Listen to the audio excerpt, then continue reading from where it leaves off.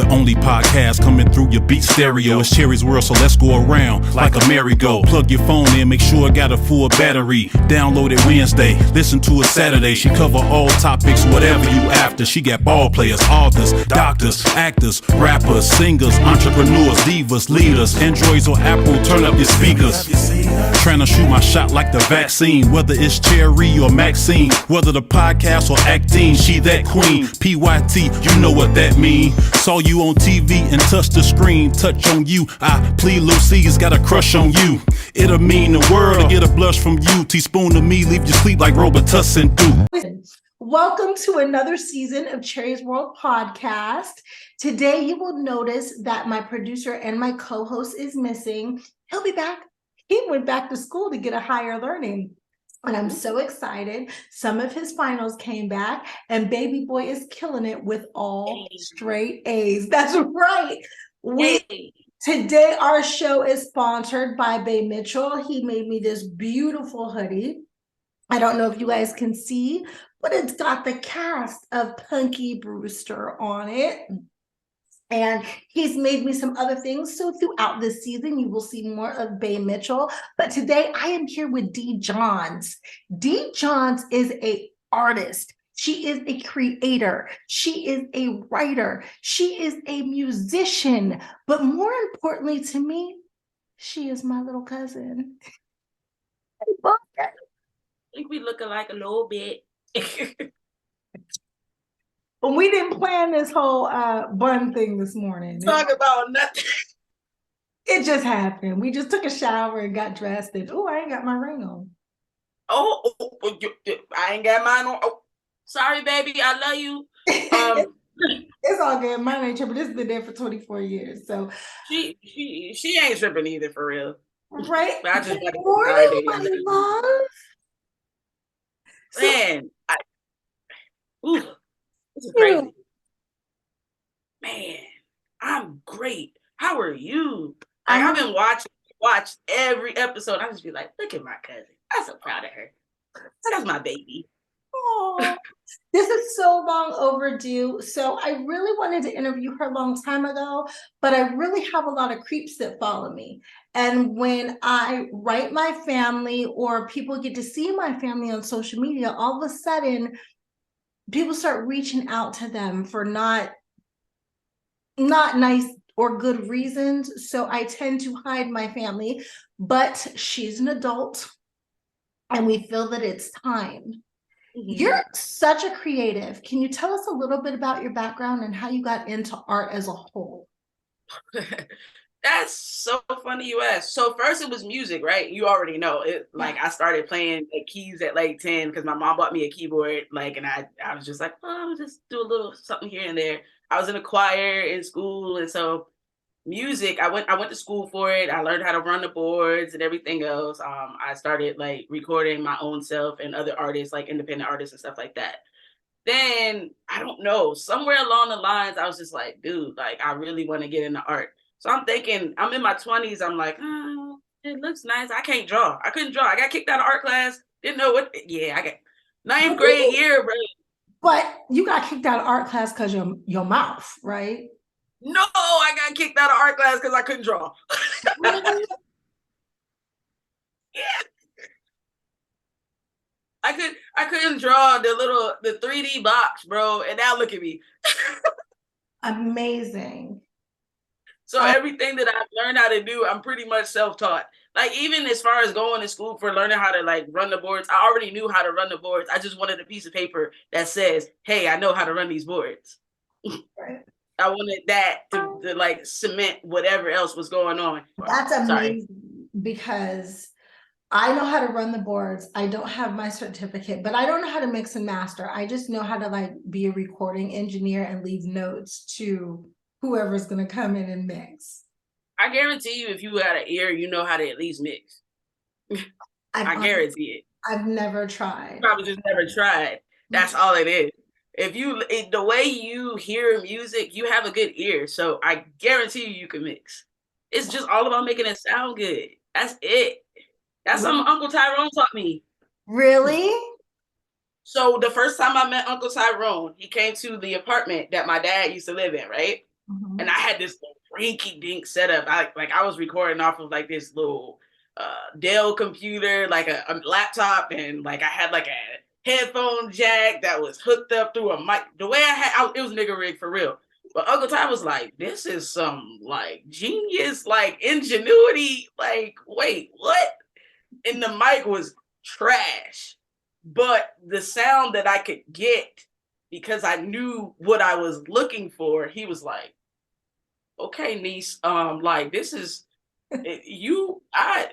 he's like, okay, all right. So we have a song I still have that song that we did in that rinky dink apartment with that little rinky dink setup. And it's like every time I listen to it, I like tear up a little bit because I'm like, yeah, my uncle was with me on that. Like, and it was like our first time like interacting. So she is talking about my beloved love of my life, who was my Uncle Tyrone, her Uncle Tyrone, her father and our uncle were brothers. I have a song with Uncle Tyrone.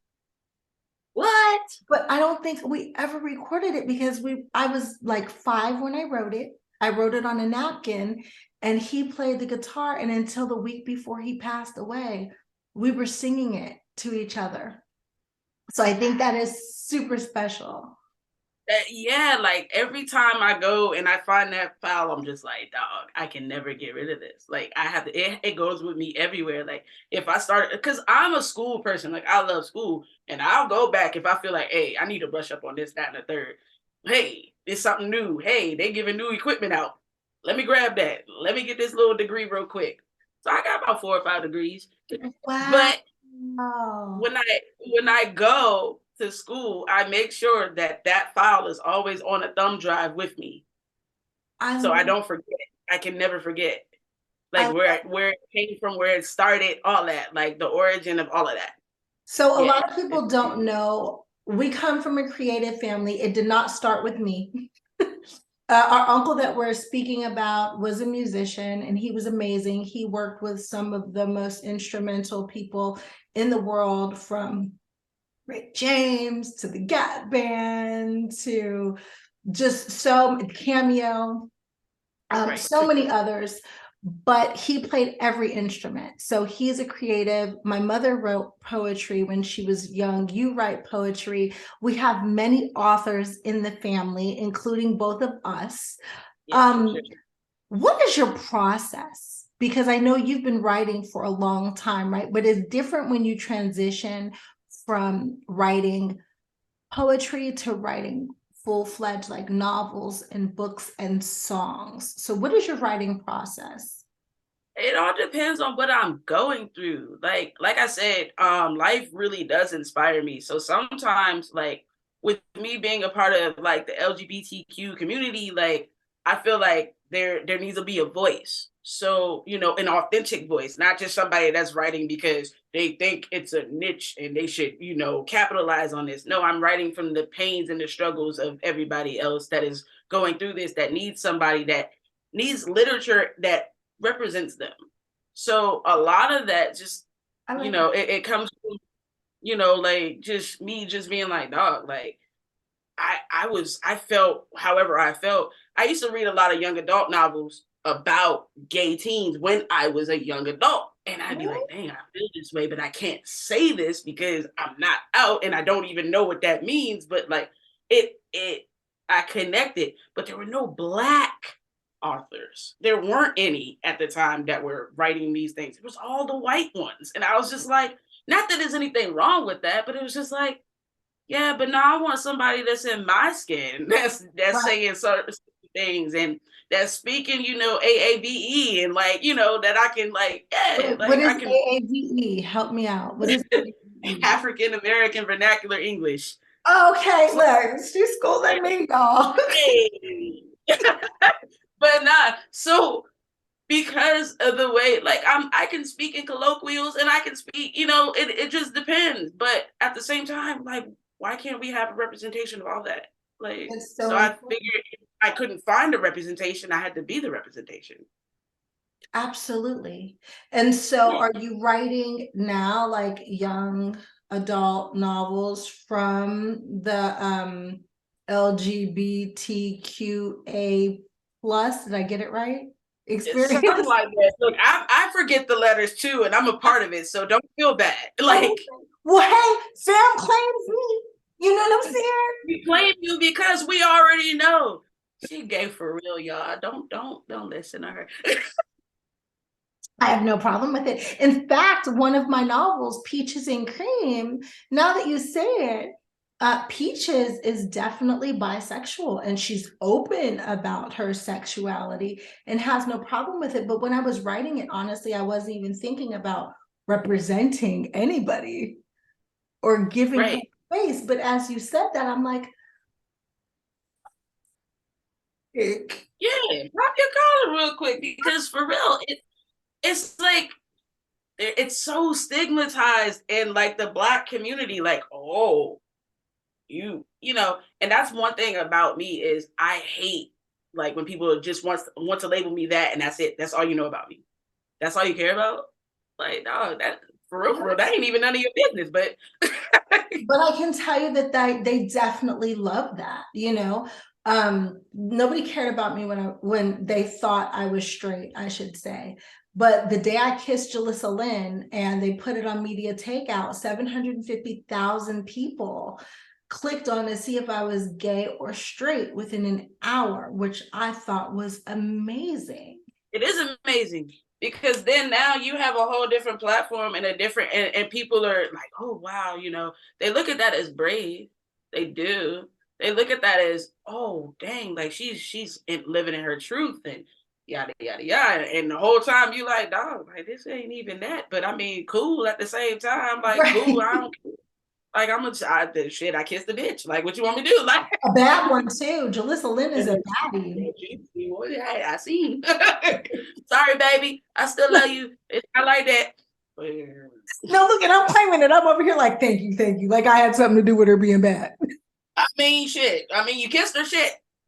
And that's my boo. In fact, I'm sitting here right now with her book, and it is called Thoughts of Serenity, and I'm reading it every day. It's a beautiful book of affirmations, healing, encouragement, and happiness. And it reminds you to take time to self-care and self-love. Okay, but not to plug Jalissa on your show. Jalissa will have her own time. And It's all good. I'm a lover. I ain't tripping off none of that. so you just said something that I didn't even know. I didn't know that you ghost wrote books. Yeah, I do. Regularly. I started like maybe 4 years ago. My co-writer, I guess you could call him. His name is Shamar Phillips. He's freaking phenomenal. He's like my best friend in the entire world. Actually, a trans man, just self-made dude, just really dope, handsome as hell, awesome. If you're watching, which I hope you are, I fucking love you. He actually approached me years ago and was like, "Look, I love the way you write.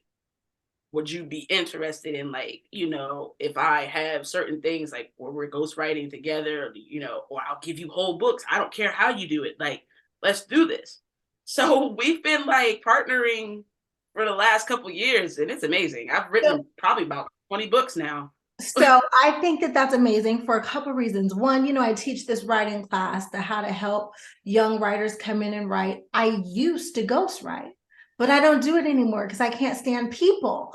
So they ask me, well, it's really hard to ghostwrite other people's visions because people don't want to do the notes and they expect for you to be able to see what's in their mind. And I can't. And I'm not one of those writers who can write on demand. I have to write when I want to. So ghostwriting became not fun for me, but they always ask me if I know someone who does. And until today, I was like, no, I don't really know anybody who ghostwrites. So if you're still interested in getting your book ghostwritten, don't hit me up. Hit up my cousin. She all with it. I'm with it.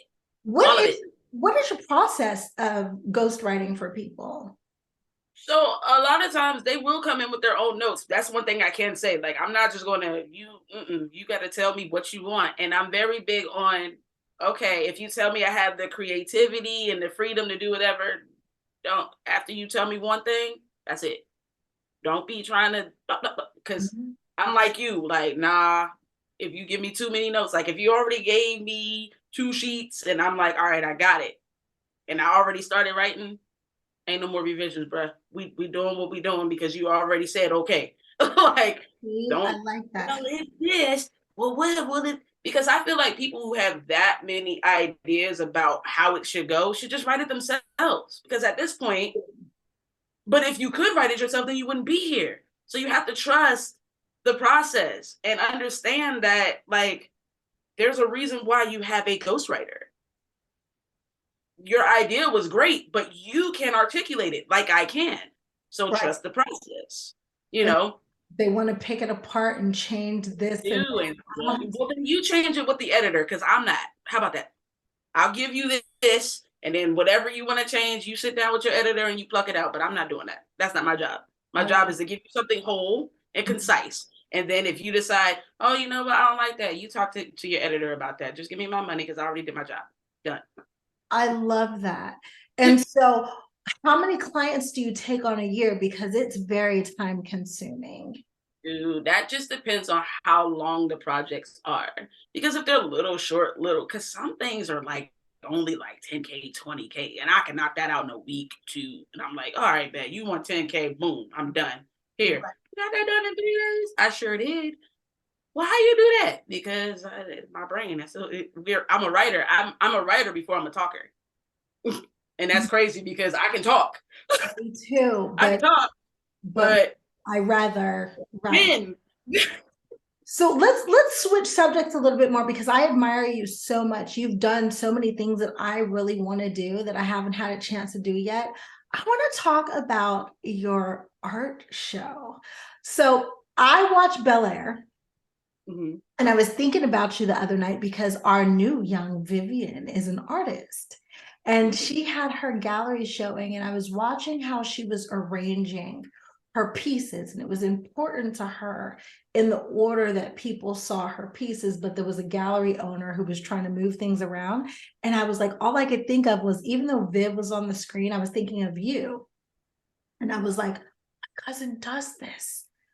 What is your process before you had your art up in a gallery, and how did you arrange your pieces? That all depends on what type of show it is. So for me, sometimes it's just literally a tabletop show where I have easels and I just got to put things up. And it is, sometimes I arrange things when I did them or how I feel about them. One thing that I've just learned recently, or a gem that I took from a movie called Love Really, was regardless of how many pieces you sell, you always keep one for yourself. And so when the artist in the movie asked, well, why? He was like, because you have to own your own work outright. That thing hit me, and I was like, boy, you know what? Because there's sometimes when you're in this situation and you're just like, oh, like, I really don't want to part with this piece. Like, and you feel guilty because that's technically what it's for. But at the same time, it's like, these are my babies. Like, I worked hard. I put so much time and effort and creativity in my mind into this, and here I am selling it, and you feel a little guilty. Like, I hope you take care of it. And I will tell you right now, if I feel like somebody ain't gonna take care of my work, I'm not selling it to them. I love that you said that. I'm not. I don't care. I'm not selling. I will not give it to you, and you're not gonna lowball me either. I'm not. Maybe back in the day when I first started, I remember my first like art show, and I was out in DC, hot, super hot. I had this big camera bag because I didn't have like an artist bag, so I carried everything in a light kit bag. Because them light kit bags be everything. So I was like, I'm like, you know how big them chains are? So I'm carrying thing on the metro, babe, on the metro, because I'm that determined to get to where I need to go because I'm not driving. And my mom's like, I'm not driving you to DC. I'm just not driving you to DC. I'm like, can you drop me off at the metro station? And she's like, I can do that. I can do that. So I'm on the train with my stuff, like, all right, I'm gonna go to this. Girl, the band at the venue treated me like trash. Absolute trash. And I'll never forget it. I'm not going to plug the name because I'm not going to talk about them because of all the other Black artists that actually do excel with that particular venue. So shout out to all the Black artists. I hope you're getting treated way better than I did, but I know my worth and ain't nobody gonna treat me like that ever again. Boom. So I get there and the dude he's like, yes, you're a first time artist. You shouldn't be selling this for this much. And I didn't ask you how much I should sell anything for. I didn't ask you what you thought it was worth. And you're not even my target audience. And if you know these things, if you know who you are, people can't tell you who they think you are. Absolutely. What is your target audience? Who is your target audience? Us.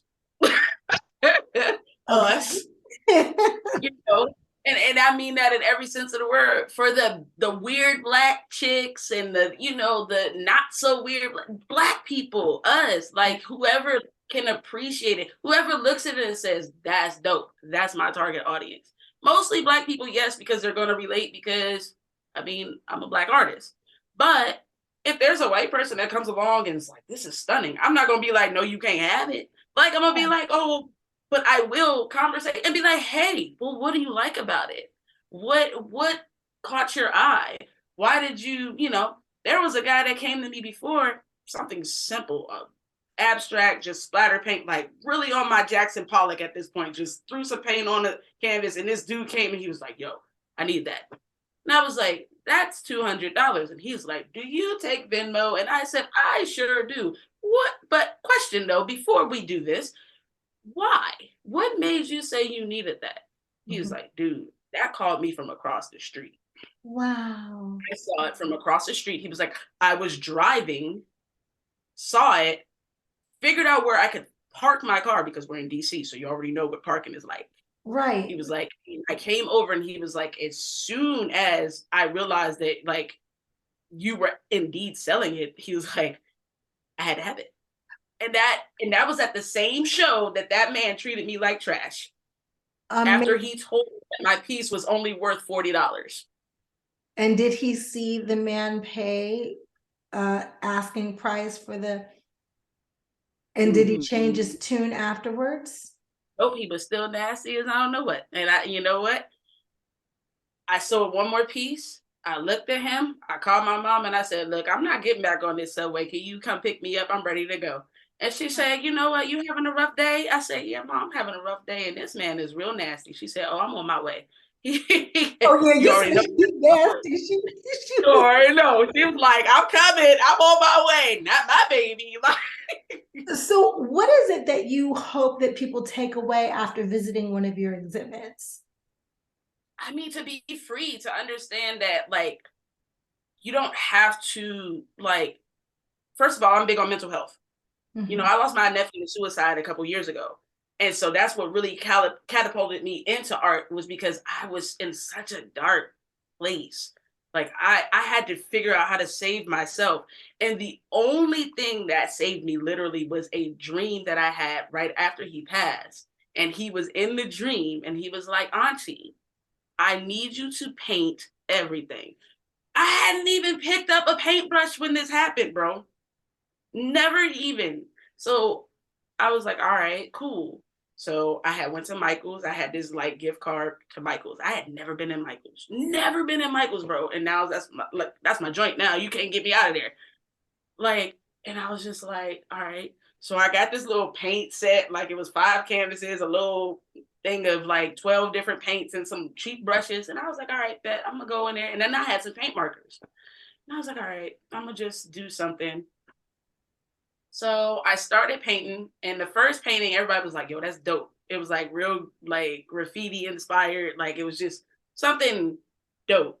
And it said like, it was like a graffiti can. It says like, always find beauty, like always find the beauty in whatever you do. So then I started watching this movie on Basquiat, The Radiant Child, the documentary. But then I also watched the actual movie. And I fell in love with that movie and I watched it every day for like 3 months while I would just paint. And I would just knock out different things. Like I made so many different abstract pieces before I even started doing like cartoons and things like that. But it was totally abstract. And my first like ever person to buy anything was actually my Auntie Helen on my mom's side. She was like, oh, oh, I would like this, and I would like an abstract piece in these colors. And she was my first actual customer. She she paid like she bought the paint, she bought the brushes, and she paid me for it. And it was just like, oh snap, like cool. I love. So then my brother starts noticing like, yo, you in this joint, like really painting. Like Yeah. I'm knocking out canvas after canvas, and I'm painting before work, like because I'm just in that zone where I'm just like, dog, I gotta get all of it. Whatever this is, it's so heavy. You gotta And get. one day I sat down to paint this backpack, and I was thinking about my nephew and this little shit, because I know it was him. I'm sitting here, I had my paint on the table because I got a nice little desk or whatever. Had my paint on the table. I turned around and the whole cup of paint just knocked over on the backpack. Nobody touched it. Nobody touched it, bruh. It was supposed to happen. Mm-hmm. So then I started paint. That's how I got into painting clothes and backpacks and stuff like that. Yeah. So wait a minute. I was going to ask you that, but wait, before we get to that, what would you say is your artistic style? Ooh, I don't know. That's it. I'm like this eclectic, edgy, cartoony weirdo. I don't really know what my style is. It's just me. Like when people, that's the worst question for me because I don't Really? know.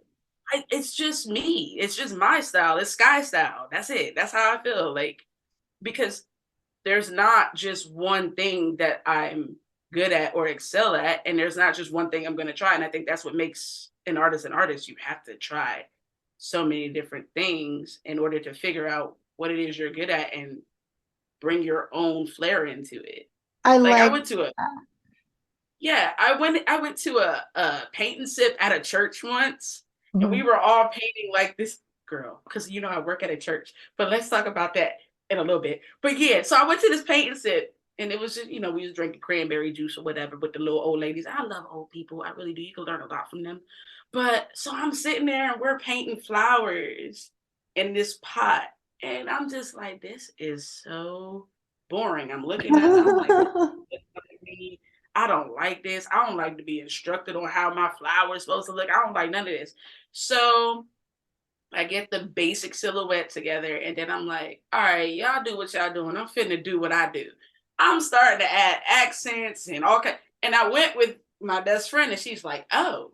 She looks over, she goes, there she is. She was like, I was wondering why you was coming out because I didn't like it. I didn't like that other one, but yeah.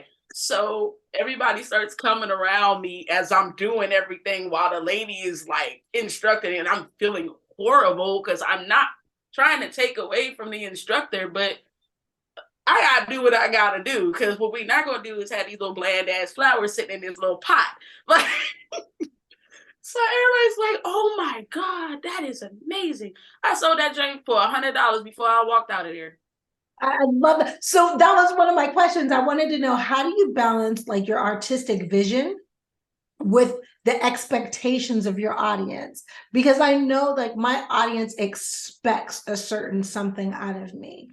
And when I That's do my something out of the thing. norm, So I basically try not to take too many commissions because I don't believe that I can always, adhere to your expectations because I'm a person who looks at things differently than you do. If right. you tell me it's something cut and dry, 9 times out of 10, I can knock it out the park. But at the same time, when I paint, I paint. And if the person that it's for knows it's for them and they come and they purchase. Simple as Um, that. I try not to take too many commissions based off of the fact that I can't, like you said, with writing, I can't yeah. read your mind. And a lot of times they'll be like, I want this, or I think I want this, and I want it to kind of look like this. And it's like, or they'll give me a reference picture that another artist did. And I'm like, go to that artist. I don't want to take money from this artist. That's their work. Go to them. I don't want to do that. Like, I don't want to steal anybody's shine or their work and try to pass it off as mine. Absolutely. And I would hate if somebody did that to me. I remember I was at an art show, Pancakes and Booze, I'll never forget, in Philly. And there was this white girl, and she comes past my work, and she's like, "Oh, I love your work."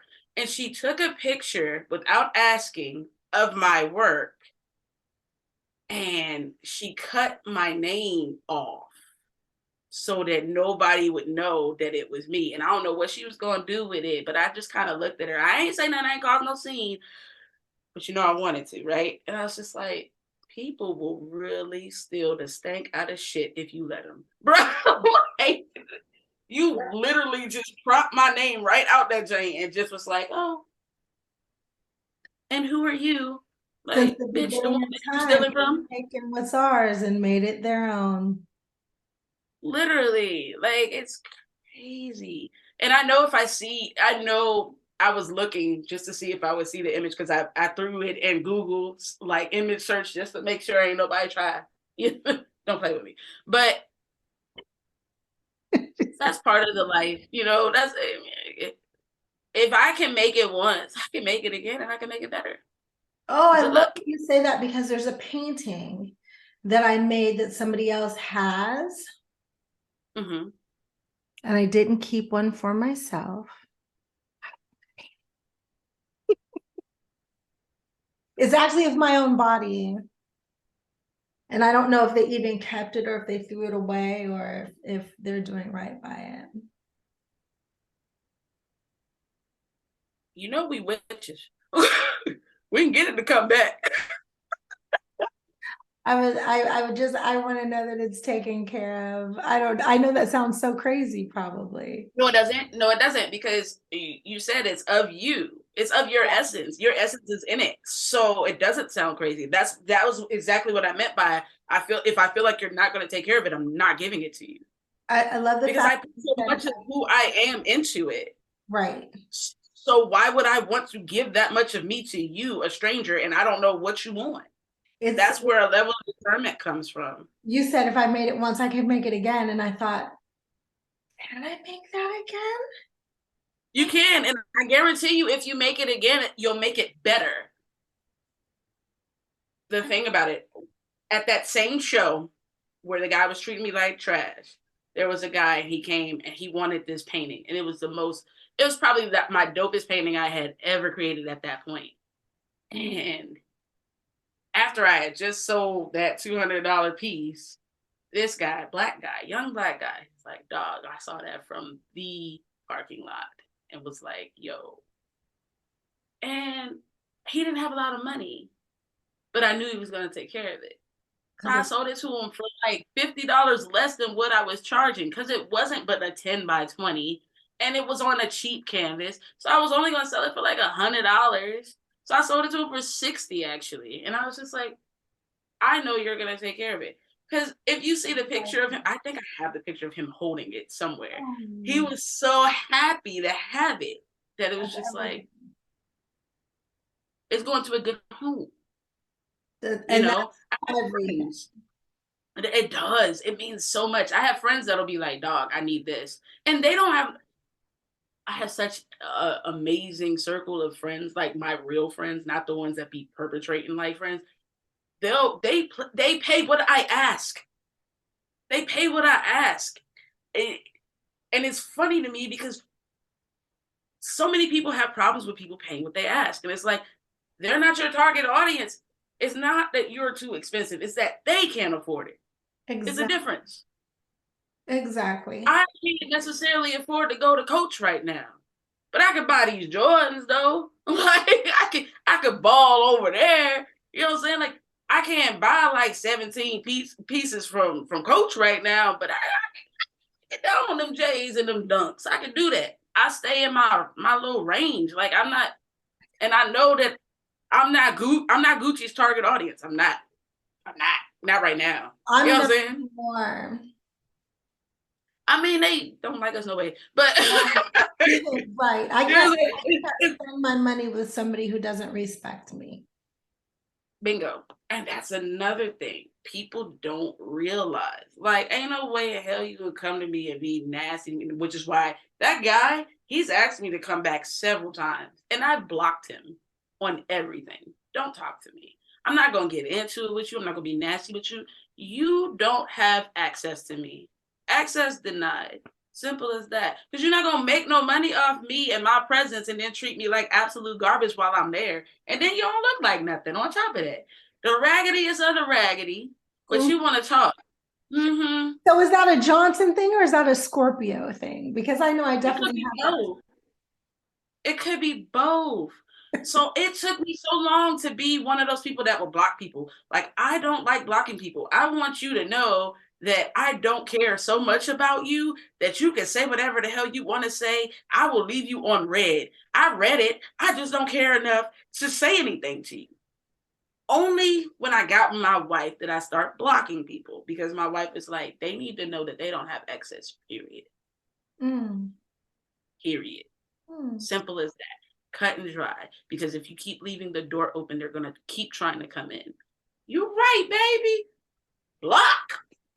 She's right. She just taught me something. Thank you, wifey. You taught me a gem. She's one of the most insightful women I have ever met in my entire life. And I don't just say that because I'm married to her. She teaching me how to be such an amazing person. Like, because we got a little temper in our family and stuff. Oh, but just a little bit, but like, but when it come out though. Yeah. And sometimes I'll say things and be running my mouth, and she'll be like, baby, don't talk to me like that. And I'll be like, oh, I didn't mean it like that. She'll be like, you gotta be mindful of certain things you say, because you might be triggering some shit. And I'll be like, oh. I wouldn't. So she's taught me to think before I speak, I react. That's sweet. At least yours says it nice. Mine told me the other day, you got a slick ass mouth, right? It's like, my bad. That's different. It's a dude though. It's different. Mine is more of a, baby, you ain't gotta talk to me like that. And the thing is about like your partner, especially when I have a partner now that supports everything I do. I've never had that. That's everything. I've never had that, yo. Like, it's the most amazing thing to say, hey, babe, I want to do this. Okay, babe, you need any help with that? What? You all right? Like, you ordered, I was sick. And she sends all kinds of medicine and flowers and soups. And I'm like, what is this? And then she'll say things like, wish I could be there to cuddle. And I'm like, but I'm sick. And she was like, what that mean? You turn that way so you don't sneeze on me. That's all. And I'm like, even when I was married before, if I was sick, I had to sleep on the couch. Don't get me sick. Like, I was like, dang, dog, like, this is different. Like, I don't know. And you don't realize how much like trauma and shit you've been through until like somebody starts loving you effectively, and you're like, yo, this is weird. This weird as fuck. Like, that's beautiful. And I love it though. She's amazing, bro. Look at that glow and that smile. That makes me so happy. I know, because it's real. It's not bullshit. Like when I be saying, oh, cuzzo, like this bitch on my nerve. Because you get a text like, hey, dog, this one, I don't, and you be like, I don't like that one, cuzzo. I don't like that one at all. I be trying to let you have your shit, but I don't like that one. Like that one at all. I try not to voice my opinion too much, but it comes out, especially necessary. I appreciate like when you say certain things, because I know it's because you're seeing something from a different like point of view, and you're like, when you're on the outside looking in, it's easier than when you're in it. Yeah. You know what I'm saying? You get the whole picture when you're on the outside looking in. Because now that I'm not in that relationship with that person, I'm like, dog, I was tripping. I should have been left that broad. Like, well, I know I used to call you about mine too. My cousin would be the first one to be like, do you know who you are? Why are you not with your equal? Why? Read a few times. Well, we had a few come to Jesus meetings together. We was going through it at the same time, matter of fact, because the ex-wife, and then, but that. I never liked that one. I didn't like that one from the I beginning. know. I thought that one like a dog. You told me from jump, and I wish that I would have. The second somebody was posting from my Facebook page like it was me, I should have known right there. I said, who that? Yeah, I texted you like, hey, yo, hey, Slim, who this? Who is this? I'm ready. Nobody. Absolutely And nobody. that's exactly what you said. You said, that nobody. And I said, yeah, they gonna be nobody, all right. And 4 months later, nobody. Nobody. Love it. But we know. That's why I say it's so funny because I'm like, I'm glad you don't go public with certain things because I'll be like, you like me with certain things. I was laughing because I recently had to get rid of a friendship because there was a girl that was just very upset. Somebody I know is a sandbox girl decided that they wanted to try me on Facebook, tried my wife actually, tagged her in some shit, was talking shit to her, and just thought that that was acceptable.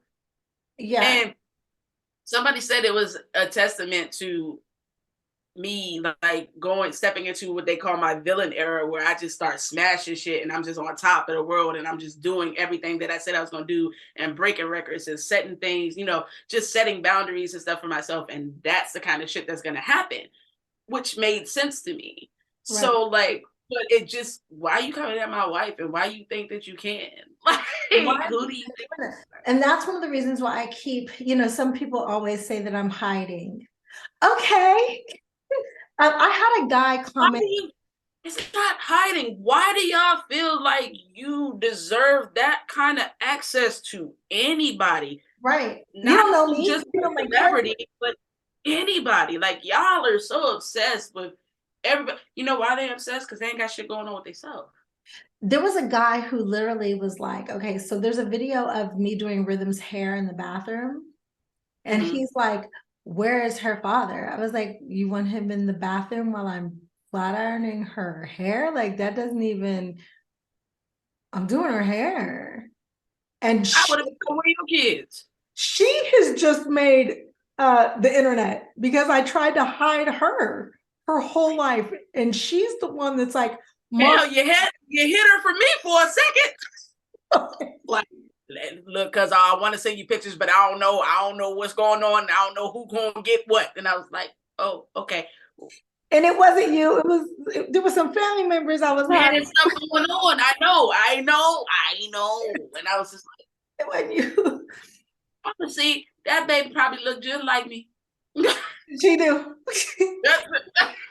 So she's the one that she wanted to publish her book and get on the internet. When I was doing her hair, she goes, Mommy, you need to be recording this because you're using your own hair products.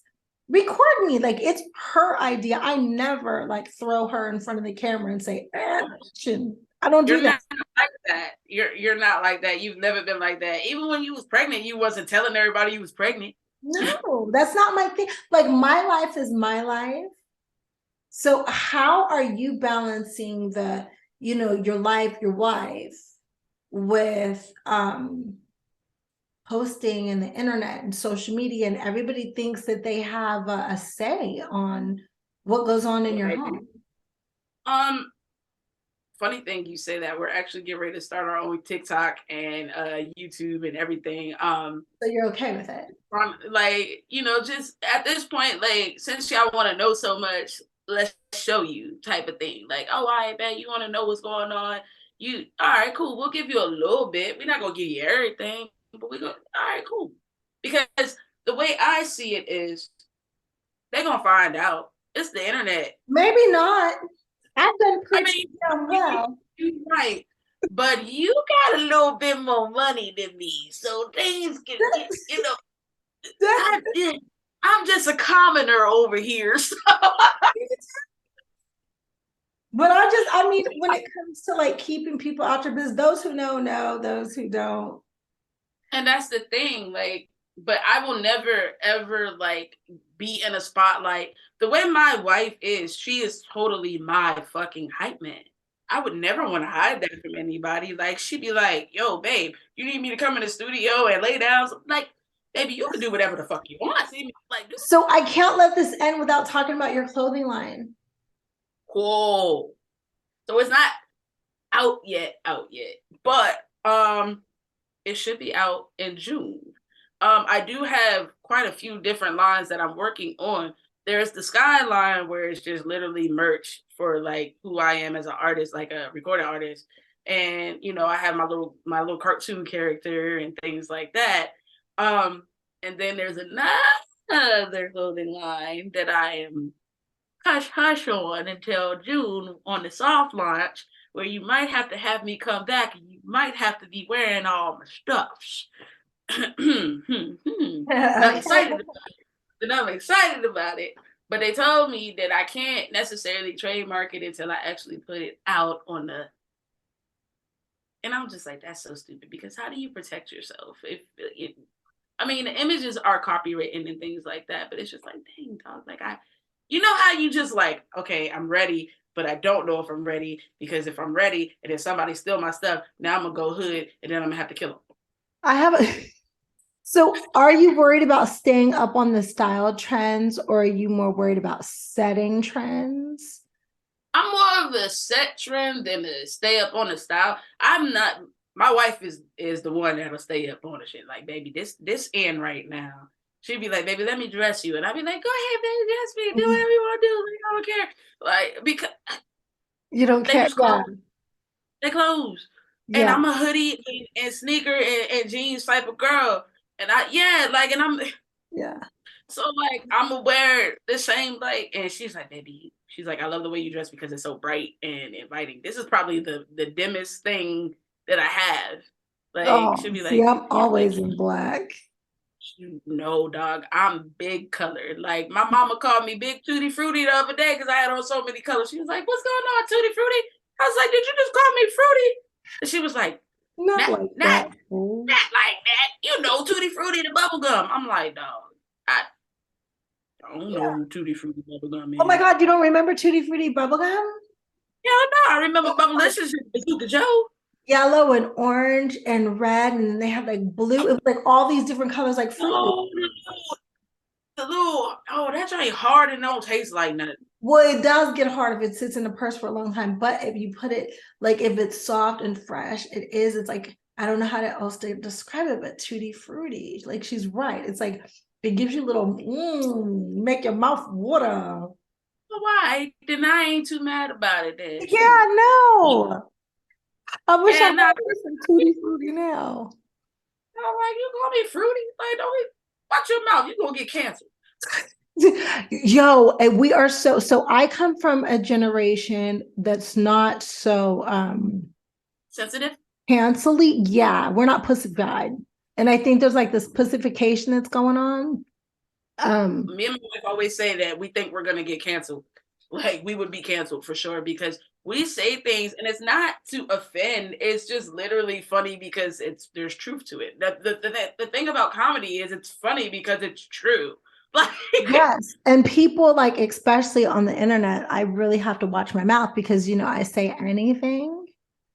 But the day I said something about a queen, a drag queen, I was like, hold up. My uncle's like the original queen, baby. I don't even know how to put on a bra because of him. Be easy. I was gay before you was born. Like, don't come for me. and that's the thing, like a lot of people don't realize that maybe we shouldn't say this, but phobia means we're afraid of something. I'm not Yeah. afraid of shit. I ain't afraid of shit. In fact, I'm so much not afraid that I'm gonna say what the fuck I'm saying. I ain't afraid of shit. Well, I go back and I go, well, let me think of how to reword this, right? Like I made this. I've gotten to that point. Yesterday. So I made this comment. I love me some Keke Palmer. Keke Palmer was like, my son cleared up my skin and he gave me some titties. And I was like, oh, congratulations. And I was laughing because I was like, yeah, my daughter gave me some titties too, and they never went away. So all these moms are on here, and these moms are like, oh my God, that happened to me. You're so lucky I got raisins. Like they're talking, right? And then one man decides to comment. He's like, it looks like you're sneak dissing. So you know where my head went, right? Because I had to take a step back. There was an openly gay man who said, "Oh, this gave me life," like, and he was laughing about it. But then there was this other one, and I was like, you know what? This is what happens when men comment in a women's conversation. But I understand now that it's important for us all to be inclusive. But sometimes you need to mind your business. Because you don't get it. That's bullshit too, because I don't feel like white people need to be in black people's conversations. If you don't know what the fuck you talking about, stay out of it. I'm not going to talk to you about the country club. I've only been there a couple times, and it's not my cup of tea. So I don't know shit about it. If I don't know nothing about it, if I ain't lived that life, then I'm not gonna give you any, like, unless you specifically ask for my opinion, I'm gonna shut the fuck up. Because it's not my thing. I don't know nothing about that. And the thing is, with social media, not only do people feel like you have to be inclusive, but people also feel like they can be ignorant, invasive. Like invasive. Mm-hmm. So it's not one without the other. Like, all right, dog, wasn't nobody even talking to you, first of all. You think somebody sneak this in? That's only to a feeble-minded person. Nobody even said anything. Jeff, you don't even have titties. Or maybe you do. Well, that's inclusive. But on here, your name is Jeff. Yes. Maybe you're Josephine. I don't know. I don't know. And I'm okay with that. But but at the same time, nobody was sneak this. And if you took it that way, then you're the one that needs to get the fuck off the post. Like, because all the rest of us are chilling. We're good. We're talking about our tits, Jeff. Yeah, like, dog, like, do you have titties to contribute to this conversation or not? Did you get titties after you gave birth? Did you give birth? And now, see, then that becomes a whole different conversation, and that'll be canceled because she said that men can't give birth, and in 2023, you know, they can. And so, what you don't know is that I wish you could all have babies, because I'm ready to knock a nigga up. Just to do it. Here, let's go. I don't even like niggas like that. Here, come here. Let me get you pregnant. Come here. You need to know what this feels like. I will take care of my kids too, but I would be a whole mess. Let me be able to get some pregnant. I'm gonna be a whole mess. I'm gonna be one of them with 10 kids. I'm gonna take care of them, but I'm gonna be a whole. Nick Cannon, you just watch out there. Nick Cannon, all day.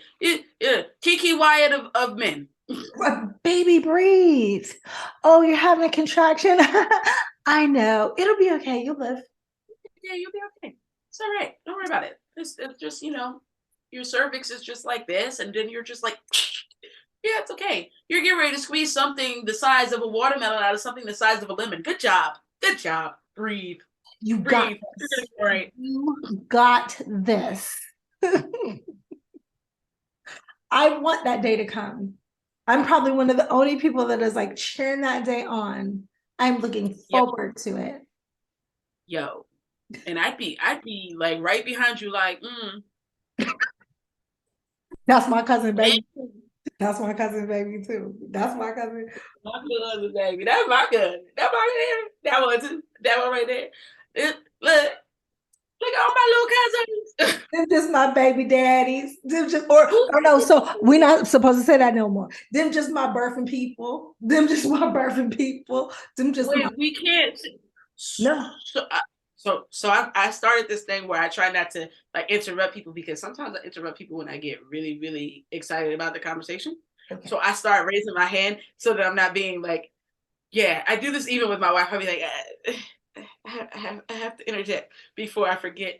So we're not supposed to say baby daddy or baby mama no more? We're not, they're trying to get rid of the word mom.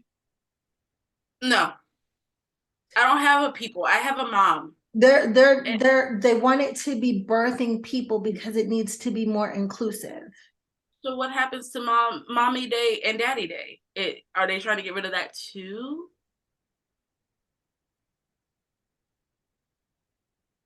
Oh no, I would think so. Look, you got me stuck. Definitely we're gonna have to edit this badly because what is happening? I don't think we do need to edit it because we really just don't know.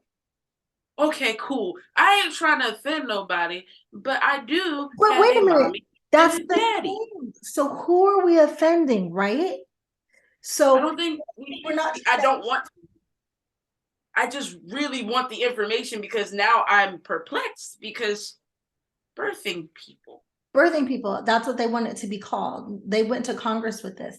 And do you know, like always maxi pads or whatever, they took the word women off of them because men have their periods too.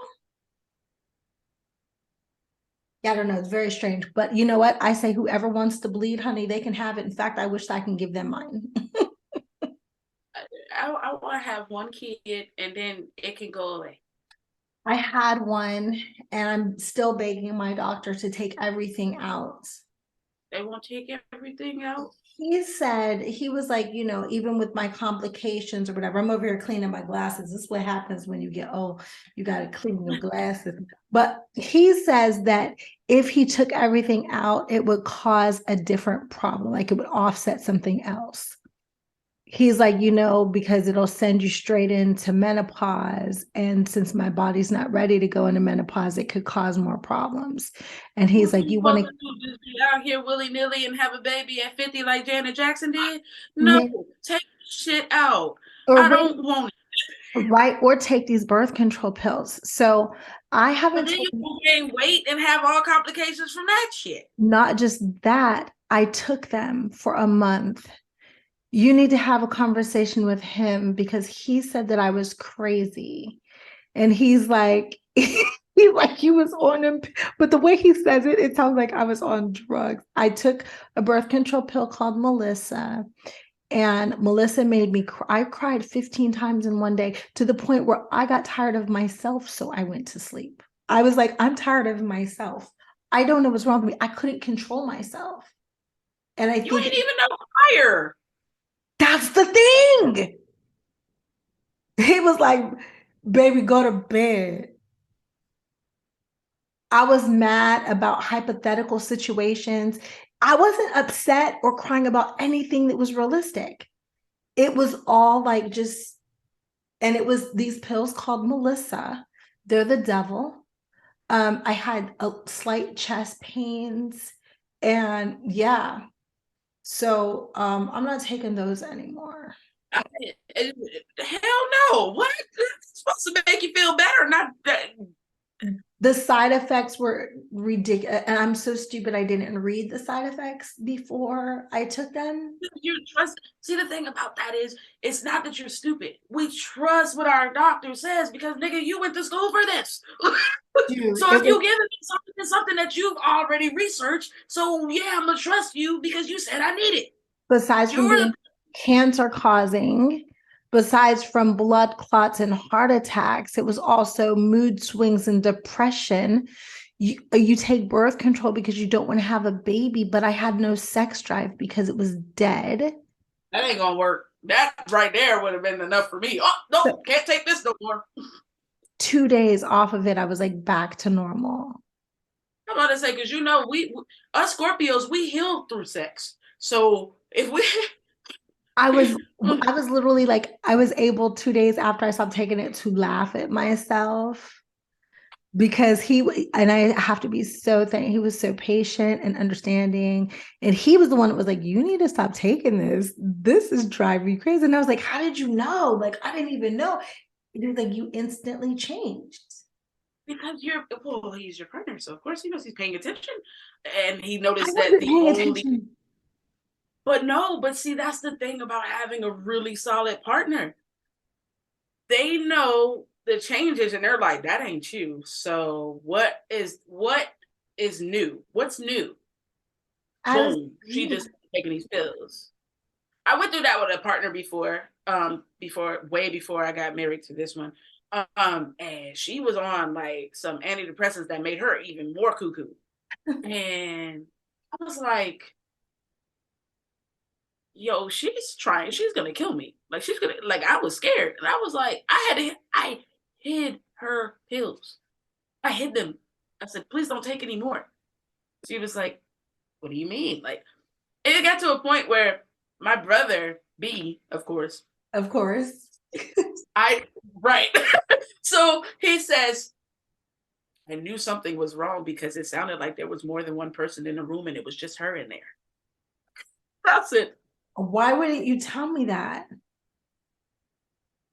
Why would you let me go there when I got home and not tell me that?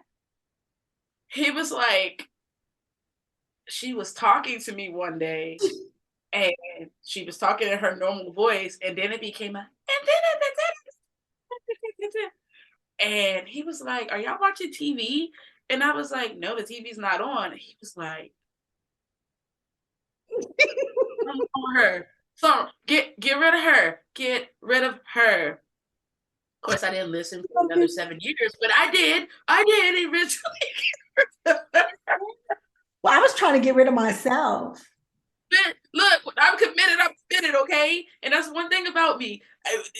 I thrive in relationships, like long relationships. I thrive in that shit. And I also thrive in long distance relationships. So my marriage right now is, we are not living together. We are very happy doing our own things. I think that's amazing. You know how I feel about that. I feel like that's amazing. It's so dope because when I miss you. So I'll get on a plane and I'll come see you, or you'll get on a plane and come see me. And that's just what it is. And we'll lay up for a couple days, a week, whatever. And then it's back to business after the fact. We still got work, we still got whatever. And then when we decide that we are going to move in together, then we will. But right now we're chilling. We're chilling. And that's okay. That is more than okay. What works for me don't gotta work for nobody else, as long as it worked for me. Oh Lord. My gardener just texted me and said today they're gonna mow the lawn. Is he not aware that it's like raining? Dog. Okay. Do you ever watch yourself, like your videos back, and realize how many faces you make? Because I make so many faces, bruh. And I just caught myself making a face, and I was just like, dog. I don't watch. I never watch myself back because I'm my own worst critic. And because I am a bit of a perfectionist and a critic, I would never let anything come out if I watched it.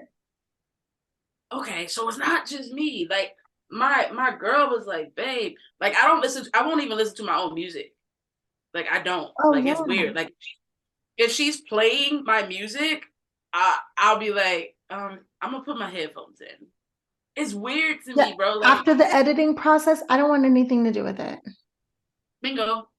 That's it. Like I'm not about to sit here and watch myself a million times. And I know there are people that are like, no, I love watching myself. I don't, because I'm like, you see that look I made? Why I do that? Why did I say that? Why do I sound like that? I'm one of those. I be picking everything apart. Like the little trailer I sent you, I was like, oh, it's so cute. But you know the funniest thing about that trailer? That's the most shared thing I've ever put on my Facebook. When I say I got over 30 shares in the first day, and I was just like, it's so cute. Why are y'all sharing this? Like, and it's people I don't even really know like that. And they're just like, oh, look at my friend. I'm so proud. And I'm just like, yo, this weird. It makes me feel weird. It makes me feel real weird. Like, because y'all know me, but the people that you send it to don't know me, and now they gonna know me. And then I started getting all these friend requests, and I was like, dog, I'm already at like 1,700 friends, and I'm just like, that's enough. I can't wait to share it. Like, I'm so excited.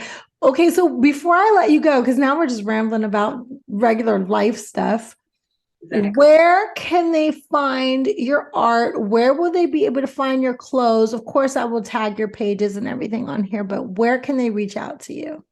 All right, so my website is www.officiallysky.com. You can find me on Instagram.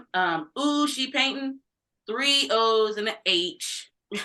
Oh, No she's zero. hanging. Ooh, she painting because she painting. But yeah, so you can find me there. My website, I'm actually getting ready to start putting my music on there so that they can just grab it straight there. They don't have to go to iTunes, because a lot of people for some reason are like, I don't have iTunes and I want to make sure you get your money. And another thing is that these streaming sites are not giving the artists really what they deserve. So with that being said, we're gonna cut out the middleman and be like, nope, I got the files, I got everything.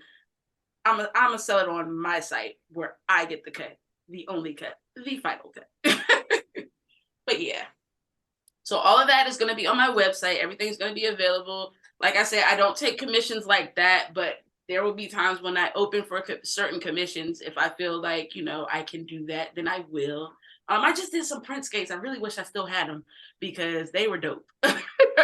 It was a commission for a client, and his wife is like this like big Prince fan. So I turned on some Prince for like a couple days and just went to town on these skates. And when I gave them to him, he was like, "Dog, like these are so Courtney's dope." the one that edits out my mouth. And because Oh, I'd be in so much trouble if it wasn't for him. dog, I need that. I think my wife would do that for me. Like she'd be like, "Baby, we can't have that. We don't, baby, we're gonna get canceled." Because we're both like, her problematic fave is Kanye. Like she loves Kanye. She's like, he is problematic as shit, but I love the fuck out of that man. Tell her he is one of the sweetest people I've ever met in my life. I've watched him throw a couple tantrums, but and people are going to hate me for this. So I had a photo shoot that was after Kanye's photo shoot for a magazine. Kanye held up my photo shoot for 2 hours because he was bitching, moaning, and complaining he didn't want to take a picture with this car.